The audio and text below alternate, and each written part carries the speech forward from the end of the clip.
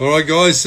Thanks for tuning in. If you're going to jump on, I'm just about to link up with the Carnage. We'll see how we go. Just waiting for everyone to come on board, and there he is. And let's give this a go, hey?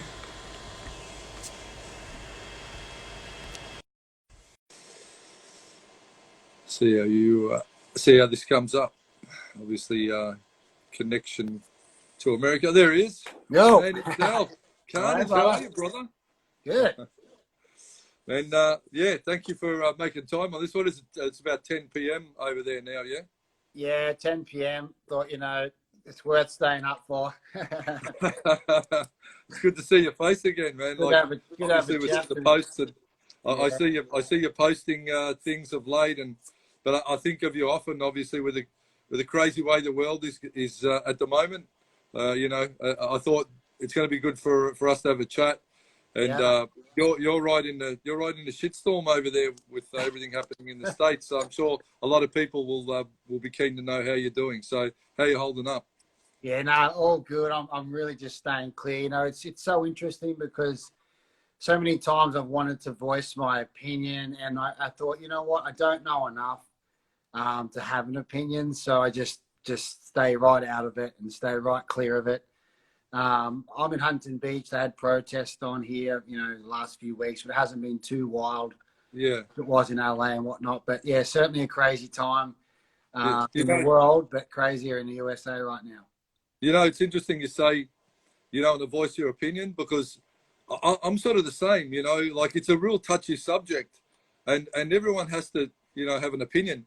But I sort of think it's almost like you can't sometimes say what you feel because you're going to offend someone. Like Yeah, these days, no matter what you say, you're going to offend someone. Someone's probably offended right now just by me saying this, I'm sure. You know what I mean? It just does my head in. And I suppose I look at stuff and the vision of the looting is like, to me, it's quite confronting, as a business owner, to have that happen to a business, like it will break my heart. These guys running in and out of shops and doing what they're doing absolutely don't realize that, they're protesting on the cause, or are they just taking advantage of a situation to grab some free shit from Nike? Like what's the reality? But I see the devastation over there.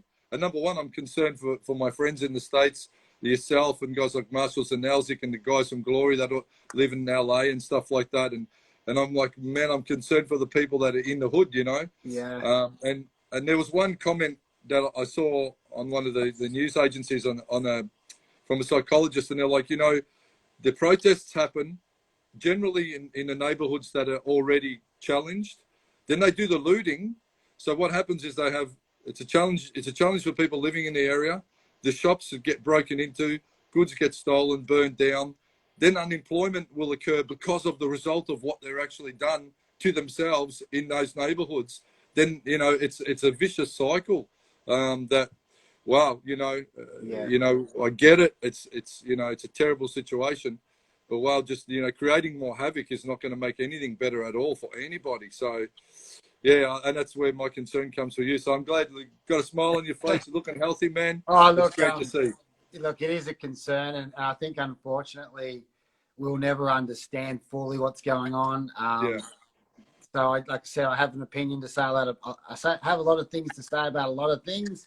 yeah, But this one, I really had something to say, and I just said, I'll stay out of it. It's not because I don't care or do care or have something to say that might offend people, but yeah, I figured, you've really got to know what's going on, and especially in America, like from yeah, around the world. I know there's racism and whatnot in different countries around the world, but yeah, in America, they're really talking about America, this one, and yeah. I don't really know enough. I haven't been here long enough, so it's best I I tell just. you what, if you want to be entertained and have a look at something a little bit controversial, check out Hector Lombard's posting, man. I do, yeah. I know Hector, he's got an opinion to be heard. Let me he's tell you, all about it. He's all about it. it's all about it. He's embraced it, like he's embraced the mayhem. But wow, yeah. So it's good that you're healthy. Well, and you were saying that you're Huntington Beach there, so that's a little bit out of the hot spots of LA. That's right. Yeah, that's probably an hour away from there. And they did have protests around here, and I think Chuck Liddell went down there and was trying to, like, you know, break up any kind of violence or whatnot. But I didn't go near it because, like I said, I don't, you know, really want to get involved. And I'm not racist, so I'm just going to, you know, treat people well and I just treat people how they treat me, and that's pretty much exactly. I mean, that's, you know, there's the one thing that the news probably hasn't reported on. There's actually people getting killed in all the mayhem. You know, there's more carnage. Pun the pun. There's more carnage happening over there than what you'd account for. And you know, even when there was a sign up that says, you know, black businesses, they still got looted. You know, they were subjected to the same, you know, I suppose, unfairness that is just been a part of it all. The people protesting about the situation and creating, in fact, more mayhem. You know, that is not doing the cause any good at all. You know, the peaceful protest is always going to be the way. And even at this time, you know, today in Melbourne, and I'm really pissed, man, because my business has been closed. You know, I hundreds of thousands of dollars lost in income here. You know, people not getting work. You know, there's a flow-on effect of all of that. And they've had the protests here. And we were like, well, we'll see what happens. You know, we'll see what happens with this protest. And just today they're saying now they're announcing people have got, you know, COVID. There's, you know, first cases popped up. And I'm like, man, if this kicks on again because of, you know, because of the protest being a hotspot, it's just going to hurt what they were trying to achieve in the first place and totally distract from the actual, you know, from what the message they're trying to get out, and just be spun around to hurting a whole lot of more businesses and employment opportunities for people. So it's just a mad time for us all to be living in at the moment, you know? Yeah, no, I seen your posts, and it's super sad how they've locked everyone out of their businesses and you can't really operate. I think that's what happened over here with the riots, is because, you know, everyone had been in this, you know, this lockdown for 3 or 4 months, and everyone was just going stir crazy, and it was just an opportunity to obviously go a little bit crazier than normal. Maybe if it happened on any other, you know, week, it probably wouldn't have been such a crazy outrage. And I don't know if it's everything in life is timing, you know. So the timing of everything just comes out, and I feel like everything's happening all at once right now for the whole world. Yeah, everyone's been caged up and, you know, restricted from movement and restricted from, you know, in some ways their freedom of choice. So, you know, I think when the opportunities come now to actually vent, people have just gone to the extreme and taken on causes that perhaps, you know, if it was just normal, maybe it would be, that was a bad time. You know, it's not the first time that something like this has happened, but this has had, you know, because of the nature of it. And, you know, you and I are both fighters, man. You know, I've been in combat. I've worked security. I've had instances of, you know, chokeholds being applied and stuff like that, or people trying to choke me out in combat and stuff. And I'm sure you know a lot about that. And there's a fine line between, you know, restraining a person and actually hurting a person. And I think that's, you know, really something that out of this, people got to go, you know, even as martial artists, you're taught skills that you can employ.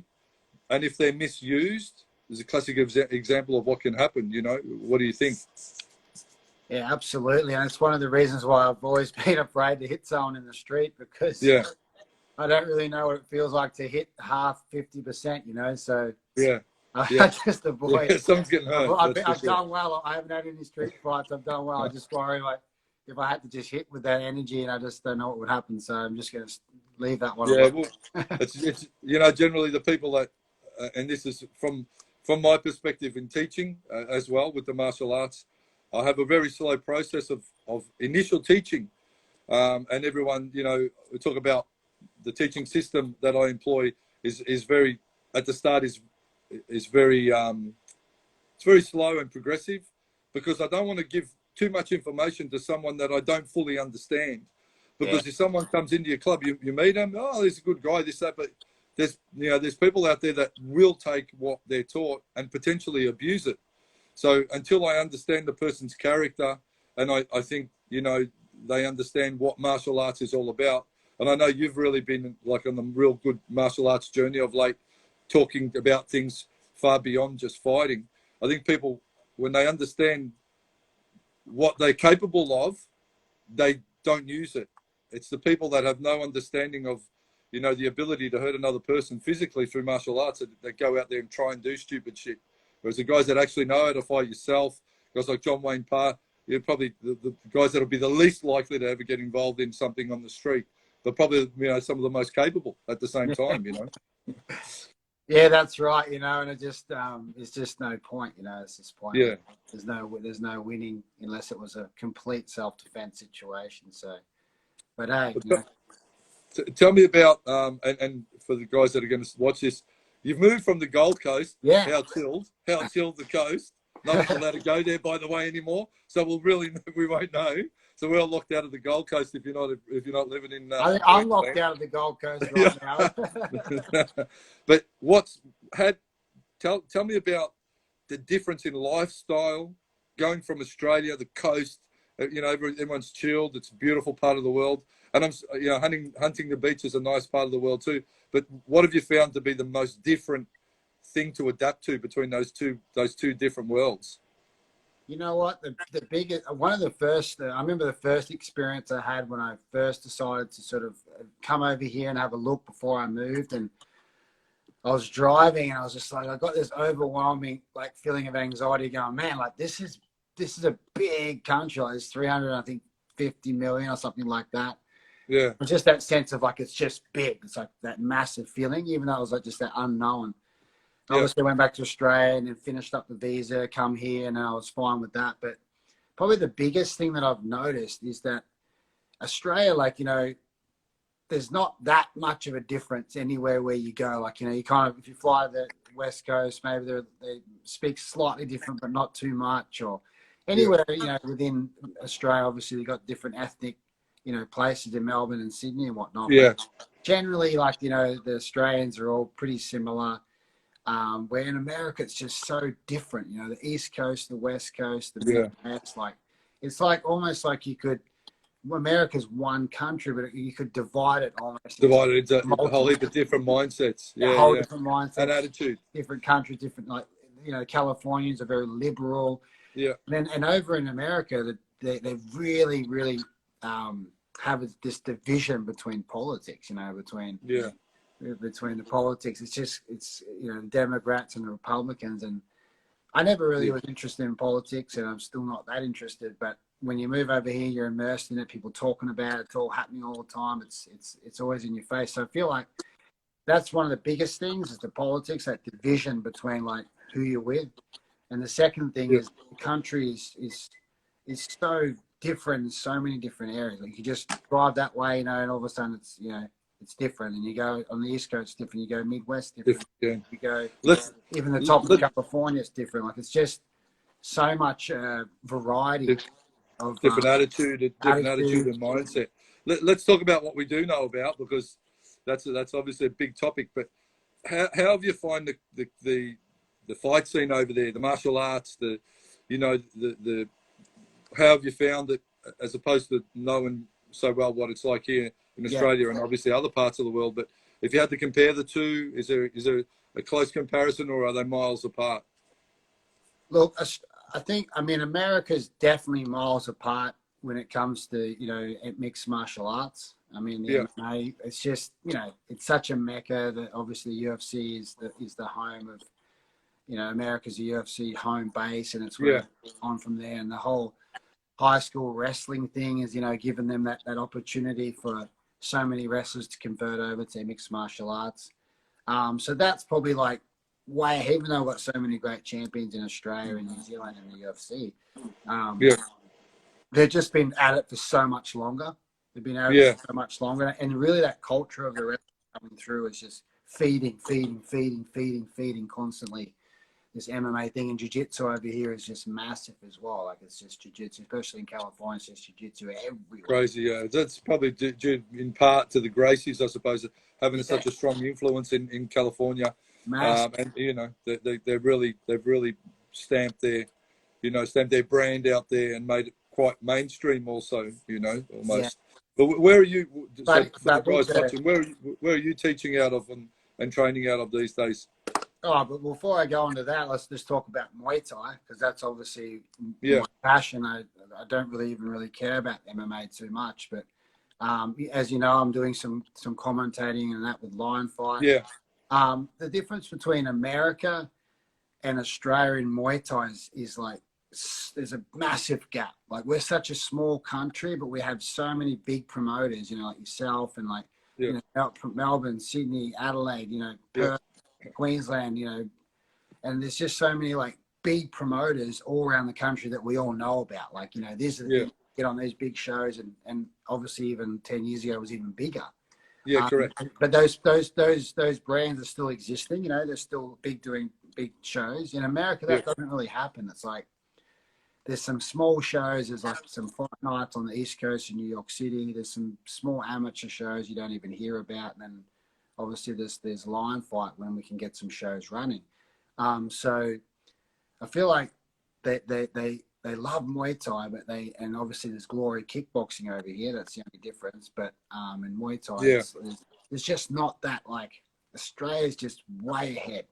Way, even though we've taken a dip these last few years with big promotions and TV and shows and superstars, but it's still way ahead of America. And I don't know why that is. I don't know if it's because we're so much closer to Thailand that we really embody that Asian culture, that Thailand culture, where America's kind of like the Mecca country of the world that just sort of stayed to their own thing and just sort of kept to themselves. Like, they don't really like the white crew and the dancing, the music and all this stuff.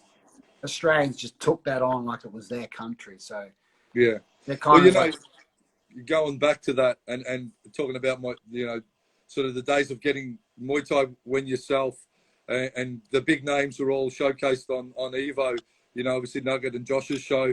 That was really the pinnacle of exposure for Muay Thai in Australia. And going back to even those days, and I had quite a lot to do, obviously with Fox Sports. To the uninitiated, and the Fox Sports execs used to say to me quite often, man, that music in the background, we get so many complaints about, and that's obviously the Thai music, wailing in the background. The Ram Muay, a lot of people didn't understand about it. Even going back to the initial, times of when we first started showing Muay Thai, that's why I used to do the fight tips, because people didn't understand what the clinching was about. Why are they hugging each other, these guys, all the time? So I think we've had in Australia, and this was part of, Fox investing in and given the time to explain to the viewing audience what everything meant. So when we commentated and when we showcased the shows, we educated the public, but still the audience, even by Australian standards, was never that big. Just because there wasn't a lot of money invested in promotions and pushing the sport further. So we reached the pinnacle, then it dropped down, and now it's sort of tapered, and it's sitting roughly, sort of where it is. Now, I think in America, because of the mass population, I think, as you said, yourself and Scott at Lion Fight, you guys are really the only ones, pushing that barrow. But, there's so many channels and so much content and so many, so much on offer. People only, you have a limited time to get your message across, and for that sport to gain publicity. And then there's the budgeting, which is what UFC have always had, that I suppose smaller Muay Thai promoters have never had. The Fertitas and Dana White and all that, throwing big money, getting big deals, getting articles in the papers, because they have the money to be able to do that and the pull to do that, whereas smaller promoters can't leverage off anything. We're just hoping that people see it and love it, which they do when they see it, but it's getting the masses to understand it and see the sport. So that's always going to be our challenge, unfortunately, I feel. Yeah, you're right, Margaret. It's a huge challenge. And firstly, you want to say thanks for all the years that you put in and put all those effort in with Fox Sports, because I was lucky enough to be able to be in that era and fight on those shows and have you and, The Voice, of course, they're just calling all the fights, which is unbelievable. And the Hammer time, you're releasing those fights recently, which is super cool. Yeah, bring them out again. For any sport to grow, you're right, it has to be like the mass consumers, so basically the people. So that's where UFC have done so well. Like, even in Australia, when people put on a UFC, when they put on UFC come to Australia, just like when they Yeah.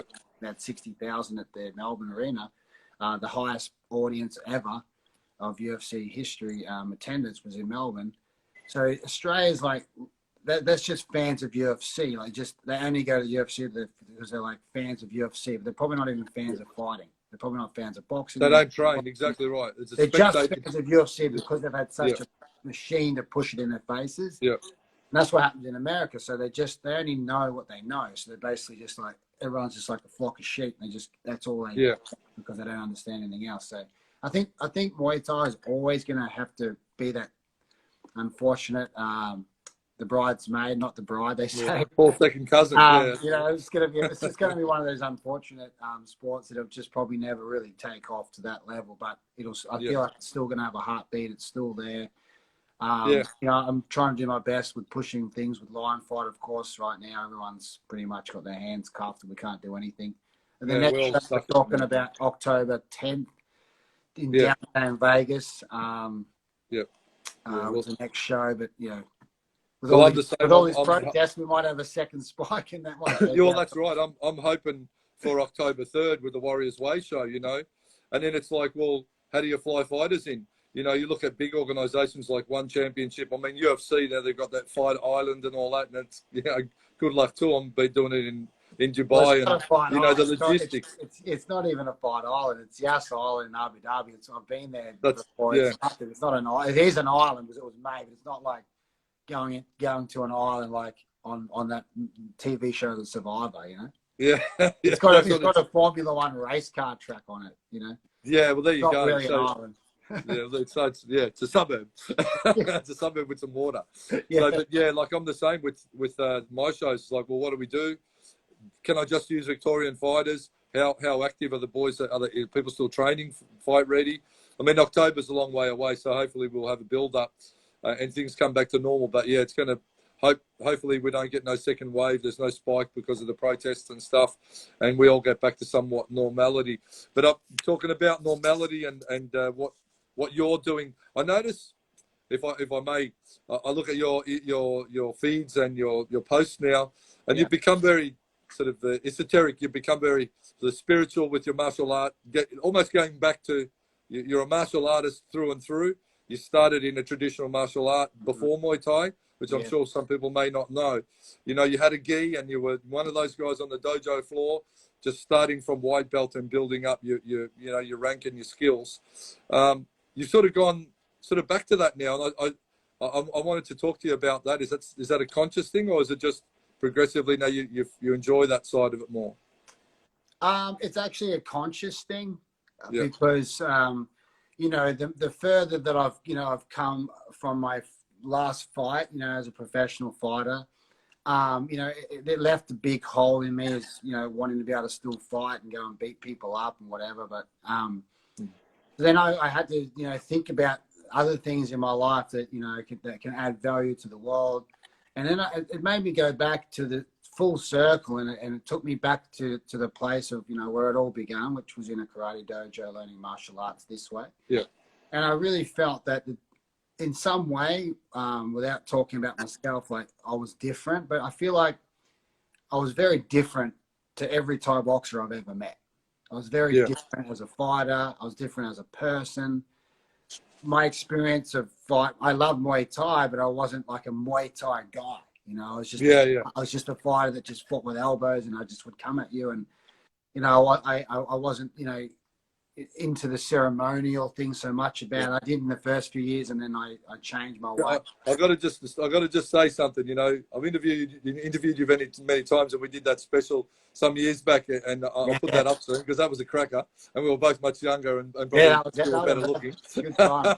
But I remember you said, you know, and we were talking about the Moncon and the charms and all of that, and you know, something that stuck with me, and I actually pass it on to some of my guys now when we talk often about different fighters. And I say, there was one thing you said when we spoke about, do you have lucky, you know, a lucky charm, lucky Moncon, lucky this, lucky that? And you said, I don't, because I don't want to leave my mindset and the fate of my fight in the hands of luck. Because, you know, if you got lucky shorts and you forget them, or you got lucky this or that you entrust all this faith in, and something happens and you lose it, or you don't have it for your fight or whatever, it's going to affect your mindset to just believe in yourself and go in and win that fight. And that really stuck with me. And I thought, man, I wish you would have told me that before I started wearing my lucky jocks for every fight that I ever fought in, you know. So, you know, I think this, you know, I've got to have this. It brought me good luck. And, you know, humans, I think, instinctually look for something, be it the horoscope or something that they can attach their faith and their destiny in. They go, well, if I have this thing, it's going to bring me good luck. If I do this, I'm going to be wealthy. But, you know, I suppose at the end of the day, it comes down to something like what you were saying, and it's just your own internal personal mindset, just being rigid and being, you know, ironclad that you want that result. Nothing's going to change it. No lucky jocks, no lucky charms.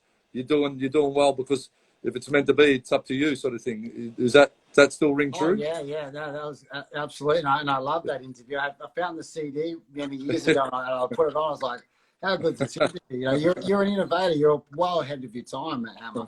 Well ahead of your time. It's amazing. Thank you. But Look, yeah, that's so it. going on back to the martial arts. Yeah, so you know, I just always, I didn't necessarily see myself as different when I was fighting Muay Thai. I never looked at myself as different and better or whatever. I just was being me, fighting, winning my fights, doing what I wanted to do. But if I was to be really honest with myself, like, I just was like almost a standout, yes, in my skills, but a standout is I just sort of had my own path. I just was on my own path. I never was really attached to a gym name, you know. Maybe that's because I had early days, you know, I had troubles and it went this way and it went that way, and it's just whatever. Yeah. But the point is I never had that attachment to a certain thing. So no one was like, oh, we want to beat Nathan because he's a part of that gym. You know what I mean? Like, they couldn't say that, you know what I mean? The only person in Australia that maybe wanted to beat me was Steve McKinnon.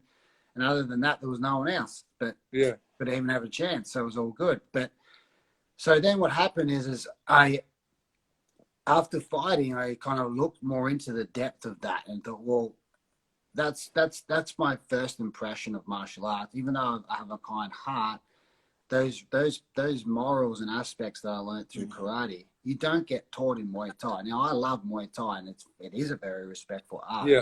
And my whole life was built on Muay Thai in some way, but I just don't feel you have those same moral standards and moral disciplines and aspects of, you know, of the karate, let's say, because that was my aspect. That was like, you know, the integrity and loyalty and respect and an honor and all these things that really matter. Like, because, you know, once you lose your honor, you can never get it back. Yeah, I think no matter how much money you've got. Yeah, correct. It's gone. Yeah. I think the parallels between Muay Thai and karate for me is because Muay Thai and the Western spin on it, and I suppose even going back to how it's evolved in Thailand, it's a fighting sport. And in fact, in Thailand, it's a betting fighting sport. It's all about gambling, upping the odds. You know, people talk about starting slow. You know, it's to build up the odds and blah. Like, there's a whole system of thought and mentality with regards to Muay Thai taken away. It's a competitive sport, essentially. Yes. So, you know, for years, I've always, coming from a martial art background, I thought, you know what? Muay Thai for me is one of the most effective martial arts on the planet. I've 20 plus years working on the door. I've had a few scraps in my day outside of the ring, obviously.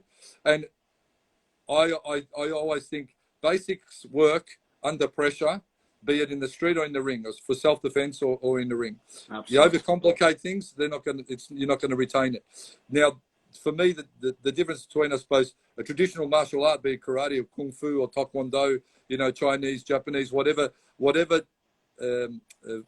history of martial art you go back to, the fundamental thing was always learn self-defense, to defend yourself, not to fight. Whereas with Muay Thai, it's all about, and MMA, and we'll talk about this in a moment. Yes. But the basis and the primary driver for Muay Thai, boxing, MMA is to go and fight. Now, people even forget the health benefits and the fitness benefits and the strength, you know, physicality the benefits that you get out of doing these sport martial arts, because they just think about the glory. Now, what makes people just think about the glory? Fucking social media, primarily now. Yeah, you know, really, it's all about the gram. And we're using the platform to talk at the moment, which is great, and share our thoughts. But I think it's gone to almost an absurd level, where people, you know, you've had so many fights, credible fights, world titles, been on the big stage. You've reached the pinnacle of the sport, yet you're not as known as a few Muppets out there that are just posting shit on, you know, Instagram or YouTube or Facebook, and getting all these likes because they have a certain look or they have a certain following. And you know, people fighting in the ring, you know, in celebrity matchups and stuff like that, you know, it looks terrible, but they almost get accolades that I feel almost offended about for you, because you know, and guys like yourself that have done so much, that, you know, then now it's almost forgotten about. And that's a really sad thing, you know, because, you know, society's become very instant fame, instant gratification. Everything's got to be instant. And no one wants to go through the journey of being a martial artist, starting from white belt.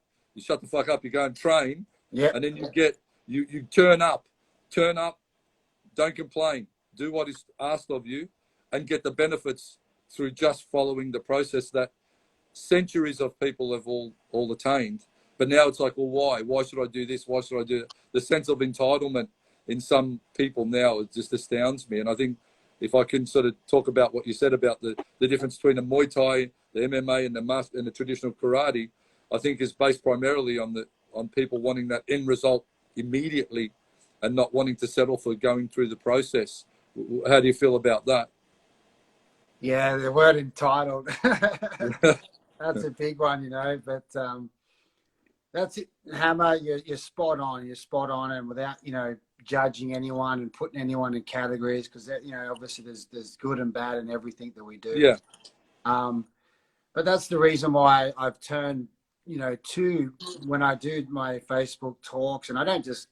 Sometimes I won't talk for 2 weeks because I don't feel like talking, you know. And then when I'll say something. It's just organic. I don't sort of like make myself say something. I don't have a schedule where I have to put out 3 posts a week. I won't even put on, you know, lately I've just had a break from Instagram. I've been posting everything I do. I'm eating, I'm not eating, I'm sleeping, I'm not sleeping, I'm walking. I'm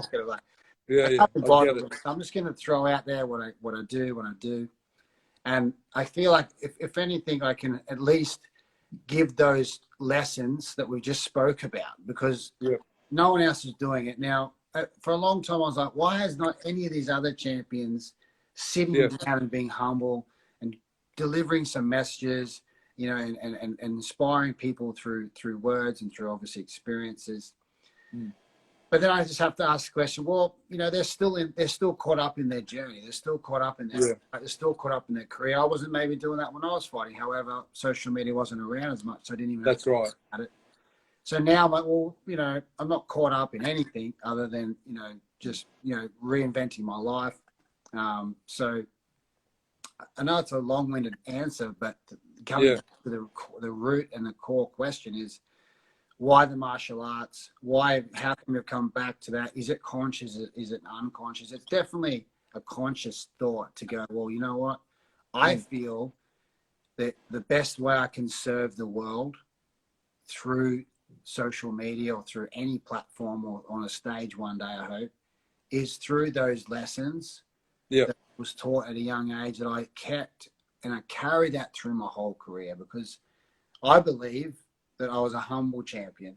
You know, I might have not cared about my opponents. When I knocked them out, I never walked over to them and checked on them. I couldn't care less about them. They wanted to fight me, that's it, instead. But I was humble outside of that to everyone else. I didn't feel like I was a shit talker or anything like that. So you definitely had, from my perspective, and I've known you a long time, man, and I've called your fights, and I've always thought of you as an interesting, you know, you're an interesting character to me, because there's a lot of layers, there's a lot of dimension to your personality, if I could say that. So I've always found that interesting, and that's why, you know, I like to have these conversations with you. I think, like there'll be the guys that'll fight and they'll thank Jesus Christ and all that. And I know some of these people are hypocrites. You know, I know they're hypocrites because I know outside of the We know ring, what they're doing. and I know in outside their of it. personal lives what the hell they do. So they can put up the facade of something, and there's people that are legit. They are genuine. You know, they'll be concerned, and they'll hurt someone, and then they'll be sad for doing it. From my side, before I used to fight, I never wanted to be friends with that person. I have the conversation now with River, my boy River, who's doing quite well. Man, he wants to be everyone's friend. Before, during, after the fight, he's not. You know, he's a good soul. He's a good person. Yeah. For me, it was like, I'm fighting this guy. He's trying to take everything away from me. He wants to humiliate me in front of the crowd, in front of my friends and family. And you know what? I'm going to punch his face in. As much as he wants to hurt me, I'm not walking out of here giving up.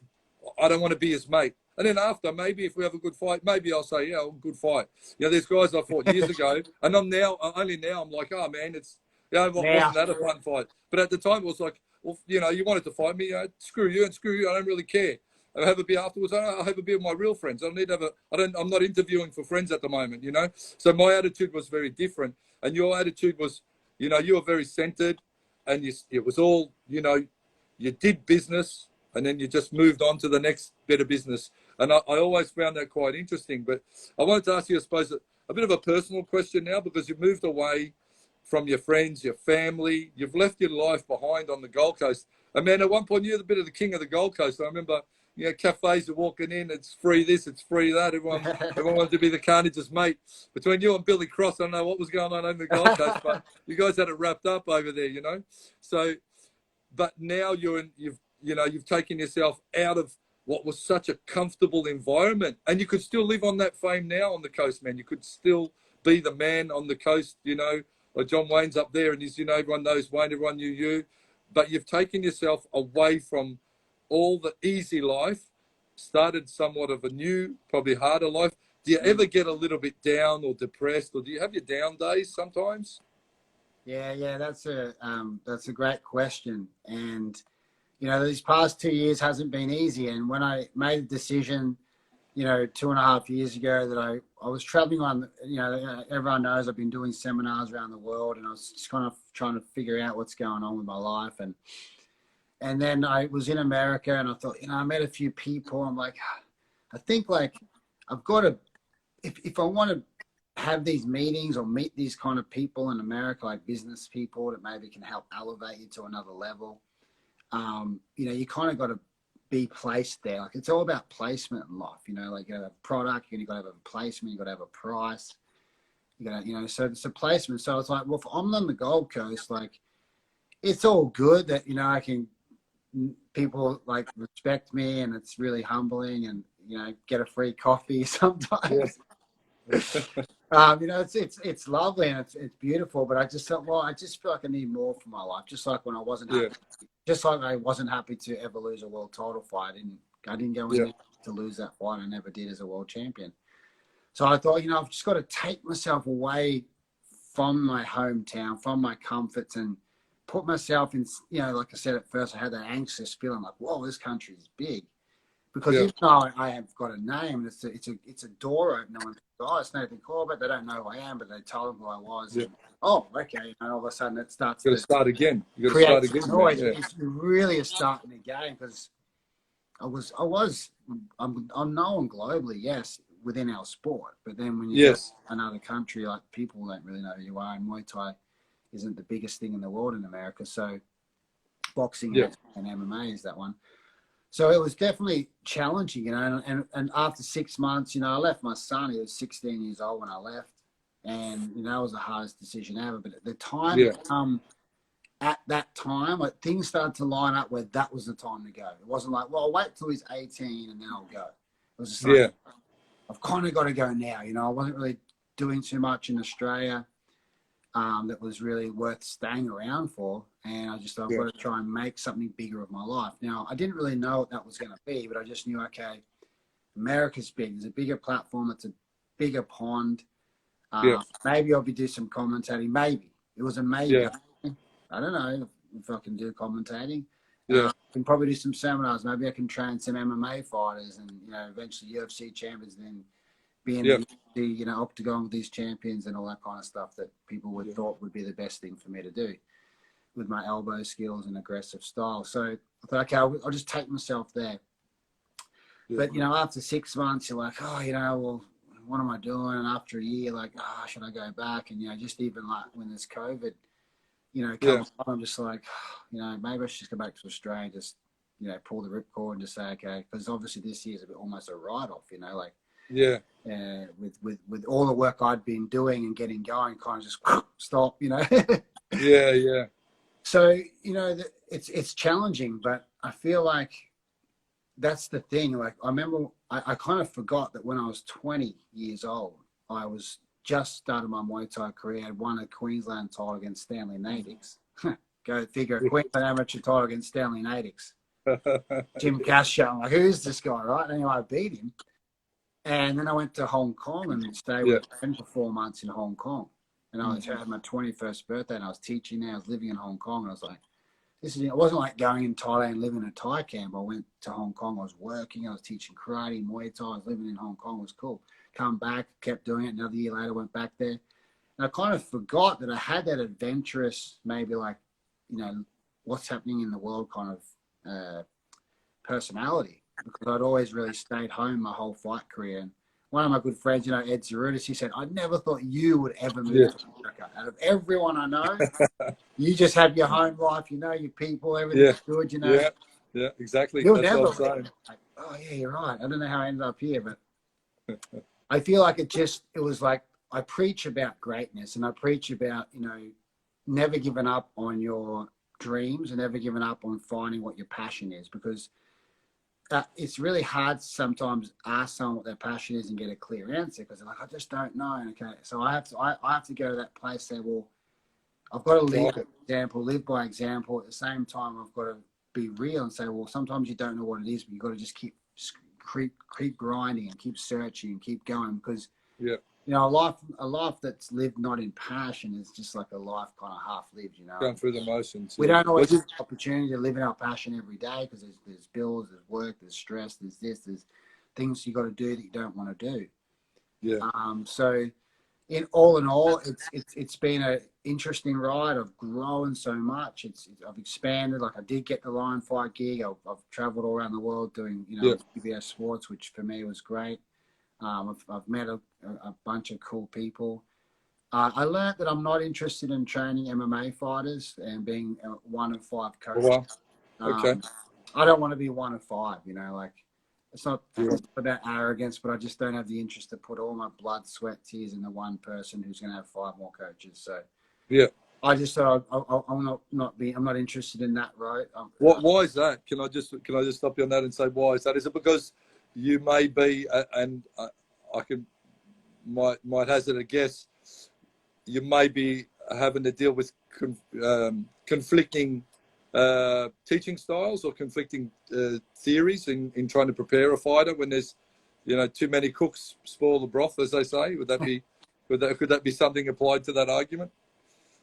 Yeah, absolutely. You know, I had a few experiences, you know, when I first got here. I won't mention names, but I was just like, you know, just real bad taste in the mouth. And I just said, nah, it's not for me. Like, it's not about arrogance, but it's like, you know, I did really well in my career and I won many titles, and I'm not going to just be a number for anyone, you know. Like, I'm not going to be a number. Like, there's a lot of coaches that don't mind being a number because they're happy just to be a coach. You know, that's like the best thing they've ever done in their life, and God bless them, you know. But for me, I was like, I'm not just a number, you know, so I can't just be a number. Yeah, I think there's, you know, there's a broader discussion with that, where there's some trainers that throw fighters in underprepared just because they want to stand in the corner and be on show at a show. You know, that's their thing. That's their whole glory. That's their thing. They're living their life precariously through their fighters. You know, it's like the you know, the parents that, you know, go to the kids' football game and go nuts at other kids that get relaxed to. It's a kids' football game. Yeah. You know, there's I suppose there's the coaches that have been there, done that just train fighters because they love it. And then there's some others that are just putting people in because they want to be part of the process. And I suppose that there lies, you know, where for a fighter that's looking to find a place to train, perhaps understand why you want to train with the person you want to train with. Is it for you or is it for them, I suppose, if that makes sense? Yeah, absolutely. So, like I have a lot of skills to offer, like, MMA fighters. Yeah. There's a few that know how to use elbows. There's a few that have no clue. But I don't know. I just feel like, it's a constant grind, and I just feel like I had a grind of a fight career. I carnage my own self, by carnaging people. Yeah. I just feel like I don't want to, all the pains and stuff, being a parent all the time. So, I mean, I train a few clients, I have a couple of businessmen that I train, to make a living on the side, but I'm still trying to draw a path towards, motivational speaking and talking, and involved with like teenage kids programs for these big charity foundations and homeless organizations and stuff, which I've just ventured. Is that your dream? Like, if I got to say, as a fighter, your dream would be to win that world title. Then you win one, you go on, you do it again, and you test yourself ultimately over and over because you just want to be challenged. So what's driving you to get out of bed every morning now? What is your end game? What's your goal? What do you want to? Where do you want to be? Yeah, like I have like a kind of an idea direction, but not 100%. Like it's kind of like that navigating. Since I moved to America, I've been navigating. I come here with that idea of like, oh yeah, I'll be a coach for some UFC fighters, and I'll be a coach for like some Bellator fighters, and then and I've done both of those, and then I'll be a commentator, and then maybe I'll get into some movies, and who knows, right? Yeah. Maybe I'll be able to eventually do some talking on a stage and whatnot. So through coming here and like navigating through these things and having people come in and people go and people come and people go, you kind of always change direction. It wasn't like, as a fighter, I started martial arts at 14 and then started progressing through tournaments, and okay, maybe I can do this, and one title, okay, maybe, and then all of a sudden you're like, okay, this is what I'm doing. This is what I do all the time. Then I was like, 15 years later, here I go, and then that was the really, same where it takes you. Yeah, that was really knowing 100% what I was doing when I woke up in the morning. Yeah. But the biggest challenge, and since I've been here, was like trying to find that new path in a direction that is still something that I love to do, but also having to earn money, because at the end of the day, nothing's free. We need to pay. Yeah, it's expensive over there too. America's super expensive. California's super expensive. I don't have anyone to fall back on, so I've just got to try and make my way through. So ideally, I started working with these teenagers online through the COVID, doing some online programming, teaching them about, all those things we speak about in martial. Now I teach them Muay Thai fighting skills, because that's the skills I like to show and teach. Yes. But I teach them all about integrity, morals, discipline, what it is. Martial arts ethos. And I love that. I love that, man. That's spot on, It's teaching what is the most devastating martial art in my mind, but with the respect values and understanding of what is more traditional martial arts, I suppose. Combine those two and you can't go wrong. I guarantee it. Yeah. I guarantee it. Yeah, so that's kind of one of the paths that I'm sort of, it kind of fell on my lap, in this COVID time, because what I was doing is I was commentating in Ireland. I was doing a seminar tour through Europe, coming back to Australia. I was going to do my online elbow system and film a professional system for people to buy. After doing all these seminars, I thought I better get a package and get it and make it all pretty. So I was flying back to Australia to do that, and I was going to come back to America, and then all of a sudden that just went bang, all that stopped. So then I'm like, okay, now what am I doing? So then I was like, okay, and I started to do some online stuff, online sensei, I called it, with these teenagers, and it's really going well. And I got to meet a couple of businessmen lately that are heading up this Midnight Mission, which is this foundation. Around like helping the homeless and a lot of different things. And one of the aspects they spoke about was that in young men, that's where the problem starts, because they don't know what it is to be a man. Like that, no one's teaching those teenage boys in any area, in any place around the world, but in this particular environment, So then that's where the problem starts. They don't really get that recognition, or they don't get to taught these aspects. So then all of a sudden, it can be cycle, which can cycle back to what we're talking about in the first part, which was the writing. So it's all like a big beast. So they asked me to design a program that we can get an 8-week program, maybe to get into these organizations, and we're just waiting for some funding. Hopefully that comes through, and then all of a sudden that's definitely a direction I'll be taken off in, which is something that just sort of fell in my lap through what I was doing, and then all of a sudden the conversation happened. So there's no real 100% that's what I'm here to do, that's what I'm doing. It's like, how do I win this round? You know what I mean? Because the last round was a hard round. I've got to adapt. I've got to I've got to find my way. I've got to pivot. I've got to pivot. Life after fighting as a fighter that only fought is really hard. Yeah, and that's really hard. There's Muay Thai fighters I know in Australia that are doing well, but they all have to work, so they're going to find it not that hard, because they're just going to go back to not having to go to training, but their day job is just still there.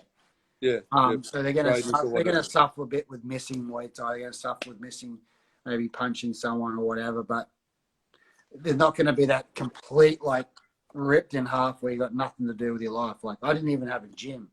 I didn't do anything. I just put all my eggs in that one basket and believed in the future, and that's all. So, would you ever? I mean, obviously I've got the gym here that I sort of went balls in with it and just put everything I owned to create something that I thought would be, something unique.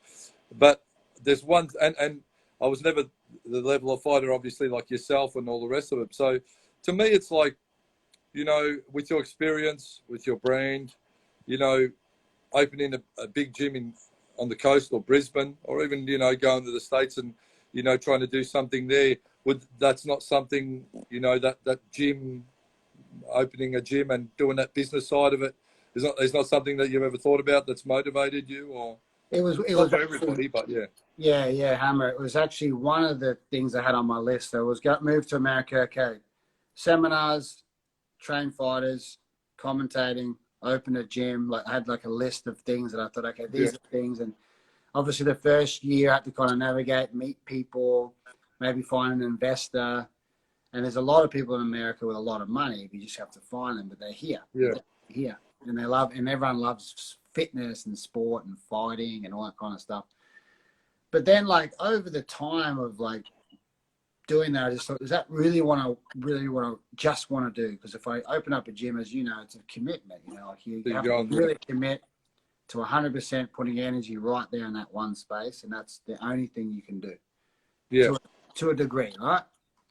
I mean, you've been very, very, very. I mean, I'm impressed with how you can do multi things, but it's pretty much you're in there doing that one thing. So So I it just didn't really speak to me to yes, that's what I need to do. I spent my whole life as a fighter in a gym. Do I really want to spend the rest of my life in a gym as well? Locked in a gym. That's a great point, actually. Yeah, that is a really good point. Someone Wayne, he just did it naturally, and since 2000 when he moved back from Thailand, he kind of had Boonchu Gym set up for him, and it was just a progression where he was just his gym all the way through, and that's just and Angela, and they made it a business and it worked for them. So it's difficult, it's maybe I just want to do something different. Maybe I want to try and still be involved with martial arts in some way. Or delivering messages of the martial arts in some way, but just divert it into a different place. Yeah, look, to me, just the continuing puzzle that is Nathan Corbett continues on, man. I'm not pissing in your pocket. I've always found you interesting. You're an interesting dude, and I love the way you think. And I suppose living in America and doing what you are. As I said, first and foremost, I thought I'm going to reach out to you because I'm sure there's people who want to see you're cool and everything's good over there. We get fed a lot of stuff on the media here, and it looks like just the bloodbath over there. And it's crazy. Can I just say, as long as you're cool, you're good, and we get through this crazy time, and because of all of this stuff, there's no more spikes, and I feel for people that have got sick, and there's a whole lot of collateral damage that is going to be ongoing from this, you know, for some time now. That's, you know, not only about the sickness, but the business damage, the, you know, the implications of the recession. You know, they're saying in Australia it's going to take 35 years for the government to come back to where it's been after all these handouts. You know, people don't understand what that means. It's like there's a lot of free money around now, but as you said before, nothing for nothing in this world, you know. Someone got to pay the bill at some point, and it's eventually going to be us one way or the other. So, you know, as long as you're all good, man. And I suppose a couple of questions I had, because, you know, I know it's late and over there. No, you're right. I'm wide awake now. You know, someone posted this, you know, 6 years of age, a good time to start the daughter in karate, Johnny. So I think 6 years is a good age for kids to start in kids karate. Would you agree? Look, you know, I think any age is fine to start, but I always said to people, like, what age do you think they should start? And I never like to say, no, you shouldn't start at 6, you shouldn't start at 8 or 10. Yeah. All I know is what happened to me. All I know is when I started 13 to 14 years of age, it was in that time. All I know is the only difference between starting at that age and starting at 6, for me personally, is at 6, you might get to 12 and quit. Yeah, that's true too. 13, you might not quit. After a year or two, you might not quit, and it'll take you through those real crucial times. Yeah, that's a great point. But make sure they're mature enough. Because it's like the time that you really need. Now, girls as well as boys, don't get me wrong, but let's just say boys right now, they need discipline. They need structure. They need a sensei to be afraid of. Yeah. Because they're not afraid of their parents. Not afraid of the teachers, not afraid of the cops now. They're not even afraid of the police, because no one does anything to them anyway. You can't even smack your kid. Yeah. You know the funny thing, just to digress, when people, you know, these people are like, yeah, fuck the police, you know, police this, police that. If I was to walk up to them and take their wallet, I think they'd call the police pretty quickly, and that happens to them. I mean, the police are amazing. I find it amusing, you know. Couple of the people that usually are anti-police are usually the first ones to, you know, or a great majority will go, you know, if something happens or their houses get broken into or something, they're ringing the cops straight away too. Yeah, you know, so I think, you know, the people that say little are the ones that sometimes are the ones that have the more, you know, have the more resolve in some things as well. Yeah. So but that we digress. Yeah. So to close that question off to the person asking, yes, you can start any age. There's a lot of people doing jiu-jitsu here at AOJ at 5, 6 years of age, and they're phenomenal. It's crazy. That was just my experience at that age. It's very powerful, and it's an age where you can maybe stick to it and actually get benefits out of the martial arts to what it really, really is designed for, where a kid can get benefits, but then they might not get to the time when the gold really happens before they kind of move on to a Man, that's such a good point. That's such a good point. And I actually reflect back on my own training. I'm like, you know, I really got into it probably when I was 13, 14 as well. You know, like I was introduced to judo, and then, you know, then I did that for a while and had a break and then come back to it, because I remembered at that age, like how much it empowered me as a teenager. Yeah. So as a young adult, I was like, I want to do this every day of my life now. Yeah. But if I would have maybe done it when I was a kid, maybe if you possibly could burn out, and that's probably not a smart thing for me to say because I run kids classes, but And, you know, and there's no right or wrong. You know, there's no right or wrong. It is what it is. I think if martial arts finds you at this time, it's meant for you at that time. Yeah. You know, timing is everything in life. So if martial arts finds you at 6, or your parents find it for you at 6, then that's what it's meant to be. Yeah, yeah. And it's, you know, kids that are shy, you know, we get the kids to stand in front of a class here and show a technique, you know, which will hopefully help them at school when they've got to get up and do a presentation in school. So they get that exposure to, you know, having to express themselves in front of a crowd. So there's benefits. I think, as you said, perfect golden point again. When it finds you, take the benefits. Some of those benefits will last you a lifetime. Some of them you'll keep continuing on doing for a lifetime. Others maybe just for that point in time they serve their purpose. That's great. One of the other questions come up with regards to weights and Muay Thai. Obviously, you know, without going too much into it, your thoughts on that? I was a huge weight trainer. I made a weight training, a friend. I started weight training, I think, 2001. Sorry, brother. I just got to interrupt you because this is going to cut out because we've used our full time. So weights in moderation, everything in moderation. Nathan, as I said, I'm cutting you short because we're going to go. We're going to do this again, brother. Good. Just smash them. Go. And man, lots of love to you over there, man. Stay safe, and let's do it again soon, eh? Yeah, that was awesome. It's good to chat. Love to connect with Australia and have a good Aussie chat. Take care.